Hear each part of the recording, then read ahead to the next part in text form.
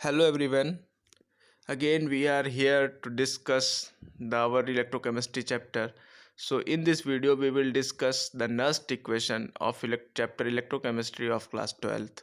So before starting I would request to you all that please subscribe our school channel so that you can get the notification for the new coming videos. ऐसे बच्चे जिन्होंने अभी तक ये channel subscribe नहीं किया है वो प्लीज़ इसको सब्सक्राइब कर लो। ये चैनल आपकी स्टडी को बहुत ज़्यादा बूस्ट करने वाला है। इस पर पहले से ही कई सारे वीडियोस पड़े हुए हैं जो आपकी स्टडीज़ को एक नया टर्न दे सकते हैं, आपकी स्टडीज़ को एक बूस्ट कर सकते हैं इस लॉकडाउन पीरियड में। सो अपने टाइम को यूज़ करिए, चैनल सब्सक्राइब करिए और नए वीडियोज़ देखिए। So now come back to the Nernst equation. ये वीडियो हम बाईलिंगुअल लैंग्वेज में रिकॉर्ड करेंगे क्योंकि ये बहुत ज़्यादा कॉन्सेप्चुअल वीडियो है। इसमें कॉन्सेप्ट्स आपके बहुत ज़्यादा हैं और नर्स्ट इक्वेशन पर जनरली क्वेश्चन आता ही है, बोर्ड्स में भी क्वेश्चन आते हैं नर्स्ट इक्वेशन से। इसके अलावा अगर आप किसी कंपटीशन में जाते हैं, आईआईटी या नीट की कंपटीशन में, तो भी यहाँ से क्वेश्चन आते हैं। So Nernst equation is a important topic, we must concentrate on this topic. So ये वीडियो हम बाईलिंगुअल रिकॉर्ड करेंगे जिससे आपको क्लियरली सब कुछ समझ में आए। सो अपने कॉन्सेप्ट को बिल्डअप करिए। सो देखते हैं नर्स्ट इक्वेशन क्या है। अभी तक हमने बेटा ये देखा था, पहले प्रीवियस कुछ हम रिवाइज करते हैं। अभी तक हमने ये देखा था कि अगर हमें किसी किसी इलेक्ट्रोड का इलेक्ट्रोड पोटेंशियल निकालना है तो हमें एक सेल क्रिएट करनी पड़ती थी उस इलेक्ट्रोड के साथ में, और जिसमें हम दूसरा इलेक्ट्रोड लेते थे, एक रेफरेंस इलेक्ट्रोड। रेफरेंस इलेक्ट्रोड वो इलेक्ट्रोड होता है जिसका इलेक्ट्रोड पोटेंशियल हमें पहले से ही पता होता है। तो पूरा जब सेल क्रिएट हो जाता है तो जो वोल्ट मीटर का जो रीडिंग है, ईएमएफ ऑफ द सेल जो हमें मिलेगा, तो ई कैथोड प्लस ई एनोड से, मतलब EMF of the at the cathode electrode and the at the EMF of anode electrode, दोनों को ऐड करेंगे तो ईएमएफ मिल जाता है। ईएमएफ हमें पता है, रेफरेंस इलेक्ट्रोड का भी हमें पता है इलेक्ट्रोड पोटेंशियल। तो हमें अपने जिस इलेक्ट्रोड का हमें इलेक्ट्रोड पोटेंशियल चाहिए होता है उसका हम कैलकुलेट कर लेते हैं ईजिली। ऐसा होता है, but we use that reference electrode only in standard condition में यूज़ होता है। अब स्टैंडर्ड स्टैंडर्ड कंडीशन में होता है। देखिए, we know that electrode potential of an single electrode is in standard condition is measured with the help of standard electrode like hydrogen electrode. So Nernst equation use होती है जब non standard condition दी हुई है, तब cell का EMF कितना होगा उसको कैलकुलेट करने के लिए हमें नर्स्ट इक्वेशन का यूज़ होता है। तो नर्स्ट इक्वेशन को हम यूज़ कर सकते हैं एक सिंगल इलेक्ट्रोड का इलेक्ट्रोड पोटेंशियल जानने के लिए, या फिर पूरे सेल का इलेक्ट्रोड पोटेंशियल को जानने के लिए। सपोज करिए नीचे एक रिएक्शन दिया हुआ है, M N plus positive plus N electron equal to M solid, मतलब एम एन पॉजिटिव, उस पर पॉजिटिव की एन पॉजिटिव चार्ज है, साथ में उसने एन इलेक्ट्रॉन एक्सेप्ट किए हैं, तो ये एक एम सॉलिड बन गया है। ठीक है, अब इसमें हम देख रहे हैं, पहली बात तो इसमें गेनिंग ऑफ इलेक्ट्रॉन हो रहा है, तो ये क्या है, रिडक्शन। और अगर अब हमें इस इलेक्ट्रोड का, अगर किसी इलेक्ट्रोड पर ये रिएक्शन हो रही है तो उसका इलेक्ट्रोड पोटेंशियल हम नर्स्ट इक्वेशन के अकॉर्डिंग ऐसे लिखेंगे ये। सो ईएमएफ एम पॉजिटिव एन से एम बनेगा, मतलब रिडक्शन पोटेंशियल। ई के सफिक्स में हम ब्रैकेट में लिखेंगे M plus N slash M, मतलब एम प्लस एन से कन्वर्ट हो रहा है एम में, मीन्स एम प्लस एन से अगर एम में कन्वर्ट हो रहा है तो ये रिडक्शन पोटेंशियल है। तो उसका हम लिखेंगे, उसको हम मेंशन करेंगे that is equal to E M plus N to M minus R T upon N F L N, और प्रोडक्ट मीन्स एम, प्रोडक्ट हमारा एम है, और अब रिएक्टेंट क्या हो जाएगा, एम का पावर एन प्लस, मतलब M plus N ion is the हमारा reactant. So this is the form of Nernst equation. ये नर्स्ट इक्वेशन का फॉर्म है। इसमें आप इस तरीके से इसमें वैल्यूज़ को पुट करेंगे और आपको सीधे ईएमएफ मिल जाएगा नॉन स्टैंडर्ड कंडीशन में, जब इस कंडीशन स्टैंडर्ड नहीं है। स्टैंडर्ड कंडीशन कब होती है? 3 तरह से हम डिसाइड करते हैं कि कंडीशंस आर स्टैंडर्ड और नॉट। प्रेशर 1 एटीएम हो, कंसंट्रेशन 1 मोल हो, टेम्परेचर 25 डिग्री या 298 केल्विन हो। अगर 3 में से कोई एक कंडीशन भी चेंज होती है तो हमारा electrode potential non standard condition में आने वाला है। तो स्टैंडर्ड कंडीशन में इलेक्ट्रोड पोटेंशियल अलग होगा, नॉन स्टैंडर्ड कंडीशन में इलेक्ट्रोड पोटेंशियल अलग होगा। नॉन स्टैंडर्ड कंडीशन में इलेक्ट्रोड पोटेंशियल हम नस्ट इक्वेशन से निकालेंगे। नस्ट इक्वेशन का फॉर्मेट अभी आपको बता दिया गया है। सो अब इसके कुछ वेरिएशंस हैं, मतलब इसके कुछ वेरिएंट हैं, अलग अलग नस्ट इक्वेशन के अलग अलग वेरिएंट्स हैं। अब देखिए वो वेरिएंट्स कैसे हैं, ये वो इसी इक्वेशन से ड्राइव होंगे। तो हमने क्लास 11th इक्विलिब्रियम में पढ़ा है कि जब हम केसी निकालते थे या केपी निकालते, केसी जब निकालते थे तब उसमें प्योर सॉलिड और प्योर लिक्विड का मोलर कंसंट्रेशन हम यूनिट लेते थे, 1 कर देते थे। तो यहाँ भी हम करेंगे, m हमारा यहाँ पर प्योर सॉलिड है, so in that case we will take the concentration of m is 1. So in the next line the E naught मतलब E of the cell m plus n to m, so E naught of the cell minus RT upon NF ln 1 upon mn plus। Okay, सो इसको देखते हैं next. अगर डेलियन cell के लिए हम यही equation use करें, so ZnS plus copper ion aqueous, फिर Zn give rise to Zn2 plus aqueous plus copper solid. So अगर रिडक्शन हुआ है, रिडक्शन किसका हुआ है, हम देख रहे हैं कॉपर आयंस का, कॉपर में रिडक्शन हुआ है, तो ई मतलब EMF of copper plus two copper is equal to E naught is the EMF in standard condition, Cu plus two Cu minus RT upon NF ln 1 upon Cu2 plus 1 means क्या है, अगर हम ये Daniel cell के reaction में से 2 half reaction बना लें, एक एनोड का रिएक्शन बना लें और एक कैथोड का रिएक्शन बना लें, तो कैथोड के रिएक्शन के लिए जब हम लिखेंगे, उस कैथोड के रिएक्शन के लिए जब हम EMF लिखेंगे तो इस तरह से लिखा जाएगा। n की जगह यहाँ पर 2 लिख दिया गया है क्योंकि यहाँ पर 2 इलेक्ट्रॉन्स इन्वॉल्व्ड हैं पूरा रिएक्शन में, रेडॉक्स रिएक्शन में। n is the number of electrons that are involved in the redox reaction.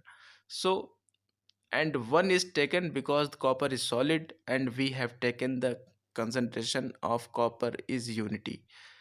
Again अगर एनोड के लिए है तो एनोड का रिएक्शन हमारा क्या होगा, एनोड पर ऑक्सीडेशन होगा, so Zn solid give rise to Zn plus 2 ion plus 2 electron. So E अब हमारा इक्वेशन क्या बनेगा, E Zn plus 2 to Zn। Okay, इसमें बनेगा, अब हमारा इक्वेशन क्या बनेगा, E Zn से Zn प्लस 2 मीन्स ये ऑक्सीडेशन पोटेंशियल है, E Zn से Zn plus 2 is equal to E naught means standard condition में Zn से Zn plus 2 minus RT upon NF ln, फिर प्रोडक्ट हमारा क्या है, प्रोडक्ट है हमारा Zn प्लस 2, प्रोडक्ट है हमारा Zn प्लस 2, तो Zn प्लस 2 ऊपर होना चाहिए, और अपॉन में Zn सॉलिड को 1 ले लेंगे हम। लेकिन अगर हम रिएक्शन को अपोजिट कर दें, तो रिएक्शन को अगर हम अपोजिट कर दें तो हमारे पास इक्वेशन आएगी जो ई हमने पहले लिया था Zn से Zn प्लस 2, वो आएगा Zn प्लस 2 से Zn। सो ये थोड़ा सा डिफ़िकल्ट रिएक्शंस हैं। इनमें क्या है कि आपको एक रिएक्शन एक फॉर्मेट में नहीं देखनी है, उसको चेंज करके भी देखना है, ठीक है। तो इस तरीके से जब हम EMF ऑफ द सेल निकालेंगे, मतलब electrode potential of cathode and electrode potential of anode, तो उसके बाद में इस तरीके से उसको एक्सप्लेन करेंगे, आगे देखेंगे। So it can be seen from that E cell depends on the concentration of both Cu plus 2 and Zn plus 2 ion. It increases, EMF of the cell increases with increase in the concentration of Cu plus 2 ions and decrease in the concentration of Zn plus 2 ion. So अगर पिछली reaction में हम RT upon NF ln Zn plus 2 upon Cu plus 2 था, अगर उसकी जगह हम RT और N की जगह वैल्यू रख देते हैं, R रख देते हैं 8.314 जूल पर मोल केल्विन, N रख देंगे 2 because two electrons are involve in this redox reaction. Temperature is normal temperature 298 degree Kelvin, that is 25 degree centigrade. और फैराडे F रखते हैं, फैराडे What is Faraday?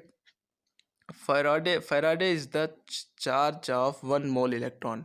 तो चार्ज ऑफ 1 mole इलेक्ट्रॉन जब आप calculate करेंगे तो 96500 के अराउंड आएगा, 96500 कोलॉम। तो एफ की जगह हम वो वैल्यू रख देंगे 96500 कोलॉम। उसको सॉल्व करेंगे तो हमारे पास आंसर आएगा 0.0591। ठीक है। तो E cell is equal to E naught cell minus 0.0591 upon two log Zn+2 upon Cu+2। ठीक है, ये आएगा। अब जनरल एक्सप्रेशन देख लेते हैं इलेक्ट्रोकेमिकल का नस्ट इक्वेशन में क्या है। जैसे A plus B B is equal to C से सी प्लस डी डी। ये है इलेक्ट्रॉन्स।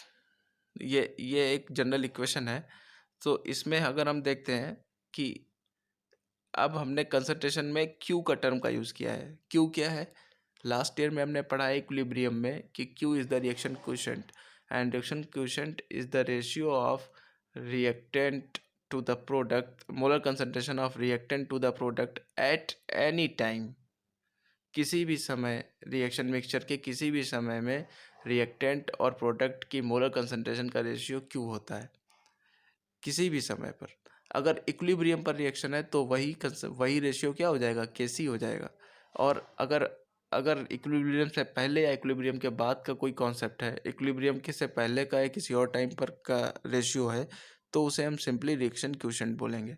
तो E cell is equal to E naught cell minus R T upon N F L N Q. So ln is the log natural, ln is the log natural. So ln और log में क्या फ़र्क होता है? 2.303 से अगर हम multiply कर दें ln को तो वो लॉग बन जाएगा। ठीक है। तो E cell is equal to E naught cell minus R T ln C का पावर, मतलब प्रोडक्ट का कंसंट्रेशन हमने लिया है, सी का पावर सी, डी का पावर डी अपॉन ए का पावर ए और बी का पावर बी। सो हमारे पास इक्वेशन बनेगा E cell is equal to E naught cell minus R T upon N F L N C का पावर सी, डी का power D upon A का power A into B का power B. This is the famous form of Nernst equation. So एक problems देख लेते हैं। C calculate the E M F of the cell in which the following reaction takes place. Okay, ये reactions हमको given है तो हम वही नहीं लगाएंगे। 0.0591 का इसमें यूज़ किया है। देखिए हम लोगों ने E cell is equal to E M F of the cell हमें निकालना है और ई नॉट सेल दिया हुआ है 1.05 वोल्ट। तो E M F of the cell is equal to E naught cell minus 0.0591 upon two log product upon reactant. Product हमारा पास क्या है? निकिल प्लस 2 आयन और Ag 2Ag। तो 2Ag is the pure solid. We will take the concentration of pure solid as unity, so it is 1, so we can neglect it. So and upon में अगर concentration of reactant is 2Ag plus और Ni, so Ni is solid, so we will neglect it. We will take it as unity. So we will take the concentration of nickel plus 2 ion and Ag plus 2 ion, and the concentrations are given there, molar m लिखा हुआ है आगे। So values put करेंगे, उसे solve करेंगे। Log को solve करना आपको आता होगा, आपने शायद क्लासेस में अगर नहीं पढ़ा है तो आपको कहीं से लॉग आपको सीख लीजिए अच्छे से किसी मैथ के टीचर से। तो आपको लॉग यहाँ पे ज़रूरत पड़ने वाली है। लॉग से एग्ज़ाम में लॉग की टेबल मिलेगी आपको, तो वहाँ से आप क्वेश्चन ईजिली सॉल्व कर पाएंगे। सो यहाँ पर इसको आगे वैल्यूज़ रखने के बाद इसको सोल्यूशन सॉल्व कर लेंगे तो हमारे पास फाइनल आंसर आ जाएगा इसका। Next, so equilibrium constant from Nernst equation. जैसे अभी हमने क्यू का यूज़ किया था, रिएक्शन क्वोशेंट का यूज़ किया था नस्ट इक्वेशन में। अब हम यूज़ कर रहे हैं इक्विलिब्रियम कांस्टेंट का। लेकिन हमें ध्यान क्या रखना है कि equilibrium constant means equilibrium constant निकलता है इक्विलिब्रियम पर, और अगर रिएक्शन इक्विलिब्रियम पर पहुंच गई है इसका मतलब cell has stop working. Cell अब काम नहीं कर रहा है, सोल्यूशन पूरे सेचुरेट हो चुके हैं, आयन का एक्सचेंज नहीं हो रहा है और सेल अब काम नहीं कर रहा है। जब सेल अपना काम नहीं करेगा तब हमारे पास ईएमएफ ऑफ द सेल जो होगा, ईएमएफ ऑफ द सेल होगा वो ज़ीरो हो जाएगा। जब cell when cell is not producing any electricity, then EMF of the cell will become the zero. So E not cell, so what is our Nernst equation? EMF of the cell is equal to E not cell minus 2.303 RT upon 2f log Zn plus 2 upon Cu plus 2. Basically we have write this equation for the Daniell cell. So EMF of the cell is 0. Then again on rearranging the equation we will get E naught cell is equal to 2.303 RT upon 2f log Zn plus 2 upon Cu plus 2. Okay, और Zn plus 2 और Cu plus 2 क्या होगा? Kc. क्यों, कैसे Kc होगा? Daniel cell का equation याद करिए, क्या था? Zn plus copper plus 2 ion give rise to Zn plus 2 ion plus copper solid. ये रिएक्शन था हमारे पास. तो उसमें अगर हम Kc निकालेंगे, मतलब concentration of product and concentration of product upon the concentration of reactant, उसमें जो प्योर सॉलिड होगा उसका हम कंसंट्रेशन यूनिट कर दें, तो हमारे पास यही इक्वेशन बनता है अगर के Zn plus 2 upon Cu plus 2 ion is equal to Kc. Okay, so again on putting those values, R is equal to 8.314 joule per mole Kelvin, Faraday is equal to 96500 1 Faraday, and N is equal to 2 because 2 electrons are involving in this reaction. Temperature is 298 Kelvin. So we on putting this value, so we have put log Kc instead of ln Q, because at that time we have taken the reaction quotient. Here we have taken the log Kc equilibrium constant, because the EMF of the cell becomes 0. okay. So अब हमने यहाँ पर इस चीज़ को एक question की तरह से डील किया है. अब देखिए, अगर डेनियल सेल का वोल्टेज हमको दिया हुआ है 1.1 वोल्ट, तो हम कैसे निकालेंगे? ई नॉट सेल की जगह पे हम कितना रख देंगे? 1.1 वोल्ट. सो उसको पूरा रीअरेंज करेंगे तो लॉग के सी बराबर, अगर हमें के सी का वैल्यू पूछा गया है और डेनियल सेल का वोल्टेज हमें गिवन है, तो हम कैसे लिखेंगे? Log K C is equal to 1.1 into 2 upon 0.0591 भी होगा साथ में, इज इक्वल टू 37.288. अब हमें लॉग के सी का वैल्यू पता है. लॉग के सी का वैल्यू है 37.288. अब अगर हमें यहाँ से के सी का वैल्यू निकालना है तो हमें क्या करना पड़ेगा? एंटी लॉग लेना पड़ेगा. तो एंटी लॉग लेंगे तो वैल्यू आएगी K C is equal to 2 into 10⁻37.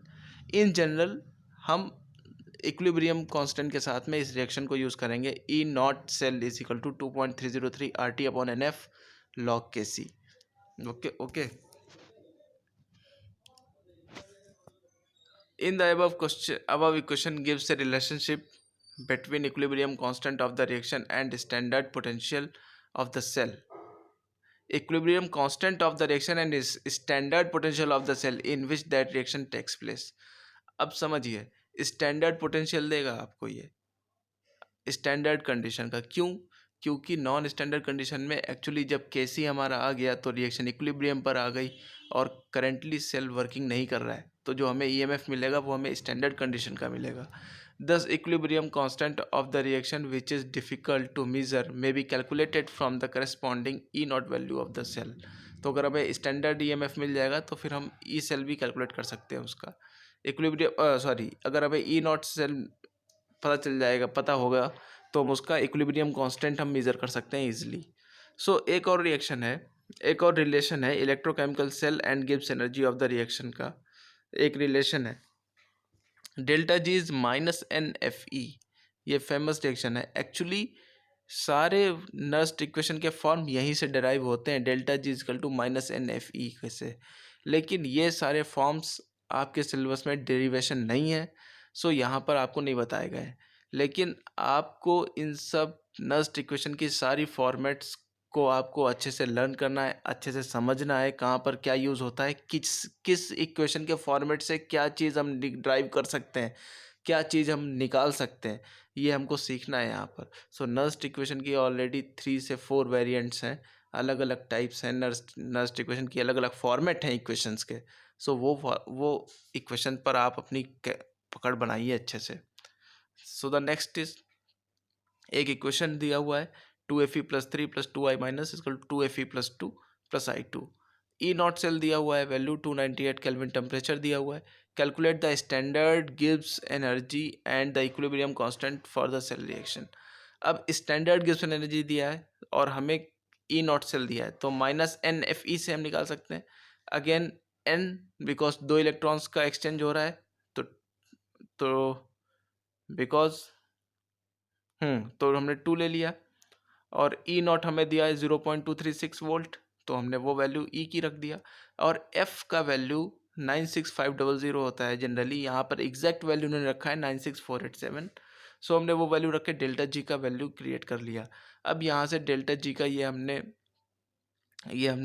Thermodynamics में 11th क्लास में एक फार्मूला पढ़ा था, delta G is equal to -2.303 RT log Kc। तो यहाँ से हम log Kc का वैल्यू निकाल सकते हैं। log Kc का जब वैल्यू आ जाएगा तो वहाँ से हम एंटी लॉग लेकर के फाइनली Kc का वैल्यू निकाल लेंगे। सो हम इक्विलिब्रियम कांस्टेंट यहाँ से निकाल सकते हैं। तो थोड़ा सा ट्रिकी है फ्रेंड्स, इसको करिए बार बार, डिफरेंट न्यूमेरिकल सॉल्व करिए, ये ईजी नहीं है नर्स्ट इक्वेशन। बहुत लोग इसमें मिसकॉन्सेप्ट हो जाते हैं, उनके दिमाग में परेशान हो जाते हैं इसको करने में। लेकिन आप पहले नर्स्ट इक्वेशन को अच्छे से समझिए, इसका यूज़ समझिए, वेरिएंट समझिए, इसके क्या क्या वेरिएंट्स हैं, इसके सारे वेरिएंट समझने के बाद देखिए आप किस इक्वेशन से क्या निकाल सकते हैं। फ्रेंड्स, ये चैप्टर बहुत ही मज़ेदार चैप्टर है अगर आप इसको समझ जाते हैं। अगर आप इसको समझ जाते हैं, और यहाँ से क्वेश्चन बनते ही बनते हैं, बोर्ड्स में भी बनते हैं और कंपटीशंस में भी बनते हैं। अपनी स्टडीज़ को ध्यान में रखिए, हमेशा पढ़ते रहिए, और लॉकडाउन में घर में रहिए, अच्छे से एंजॉय करिए। Thank you for your precious time. Thank you.